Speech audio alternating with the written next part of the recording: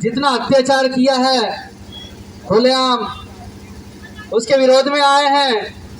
यहाँ पर एक गरीब किसान ने, किसी ने 150 रुपये किलो, किसी ने 250 रुपये किलो की मक्का लेकर आए थे और वो वर्षों से काबिज है वहाँ पर जहाँ पर फसल बोई गई थी, और उनके पास किसी किसी के पास तो उसका पूर्व का जो जुर्माना दिया था वो भी रसीदें बता रहे हैं, कोई कागज बता रहे हैं कि भाई साहब ये हमारे पास में पहले से हम लोग काबिज हैं और महंगी दवाई, खाद और बीज लेके आए हैं। इसके बाद भी प्रशासन ने जरा सा जू तक नहीं रहेंगी उनके कानों में, उसके खिलाफ हम लोग आए हैं। हम लोग इसलिए आए हैं कि वन विभाग के द्वारा वन सुरक्षा समिति में, कई समितियों में 40, 35 साल पहले चुनाव हुए थे, अध्यक्ष बनाए गए हैं, जिनका आज तक चुनाव नहीं किया गया। जब हमारी टीम आदरणीय डीओपी महोदय के यहाँ मिलने के लिए गई तो वो बता रहे हैं, देखिए सब 2018 और 19 में चुनाव किए गए हैं, तो वो चुनाव अभी तो उस अध्यक्ष को मालूम है ना उस गांव के मेंबरों को मालूम है कि हमारा चुनाव कब होता है और कब क्या हो जाता है। कागज में तो चुनाव यथावत हो रहा है, लेकिन गांव में पता ही नहीं। 40 साल पहले मेंबर बने थे, आधे लोग तो उसमें से स्वर्गवासी हो गए हैं, पता नहीं नए मेंबर कौन है। जब कोई कार्य योजना बनती है, जब उस पर बजट पैसा निकाला जाता है, आहरण होती है कि आदिवासी इस देश का मूल बीज है और कहीं ना कहीं देखा जाए तो वही बीज को आज उखाड़ के फेंका जा रहा है, तो ये कहाँ की इंसाफी है।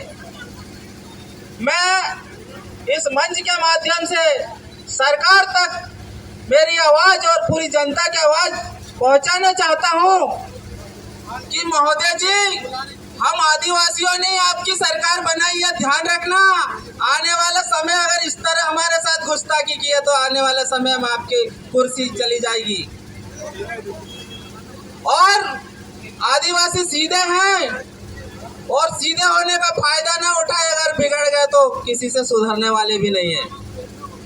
तो मैं प्रशासन से और जितने भी वन विभाग के कर्मचारी अधिकारियों से निवेदन कर रहा हूं कि हम लोग हमारे पूर्वजों से जो जमीन हमारे आजा पुरखाओं ने जोती है, वो जमीन तो हम कतई नहीं देंगे। क्यों नहीं देंगे? सरकार ने हमारे लिए क्या क्या योजनाएं निकाली है और क्या नई योजना निकाली है, सारी योजनाएं कागज पर चलती है और हम लोगों को उल्लू बनाया जाता है। तो आज हमारे अशिक्षित लोग हैं, थोड़े थोड़े पढ़े लिखे हमारे जैसे थोड़े कुछ जानकार लोग, ज़्यादा तो नहीं जानते पर थोड़ा जानते, तो हमको मालूम हुआ कि ये वास्तव में हमारा अधिकार का हनन हो रहा है, हमको हमारा अधिकार नहीं मिल रहा है। तो क्यों नहीं मिल रहा है? हमको इस बात पे ध्यान देना चाहिए कि हमारा अगर कोई हमारे साथ गलत हो रहा है तो हम लोग साथ मिलकर सरकार से लड़ाई लड़े और हक की लड़ाई लड़े, क्योंकि हमारा अधिकार है। हम किससे लड़ेंगे? सरकार से लड़ेंगे। सरकार किसने बनाया? किसने बनाया? सरकार हमने बनाया, तो हम लड़ेंगे भी किससे? सरकार से।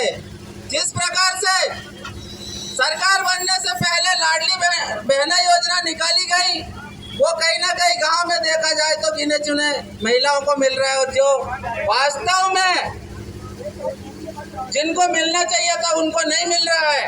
और आज पूरे हरदा जिला में अगर सर्वे किया जाए तो आधे से ज्यादा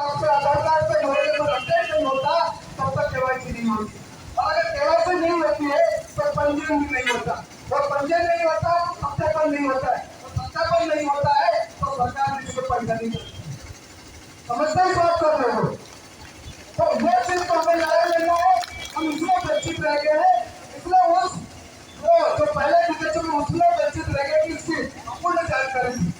दूसरा सबसे बड़ा कारण यह है कि जो हमारे क्षेत्र में जो पंचायत के कर्मी जो काम करते हैं, आपको पता है लेट के साथ काम करता है, तनख्वाह पूरा महीने का लेता है काम करते छोड़ के।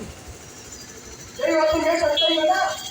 अरे मेरे को तनख्वाह 35,000 रुपये लेते हैं और अभी 2 दिन पहले का आदेश है, सरकार ने उनके 7वां वेतन भी लागू करवा दिया।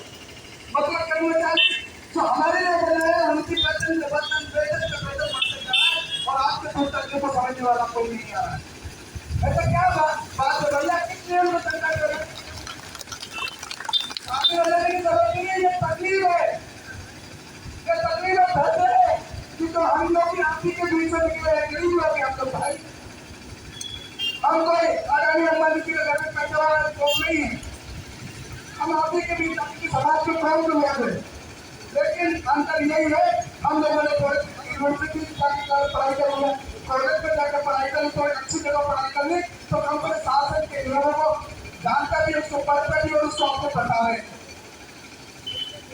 क्या सबसे बड़ी समस्या है?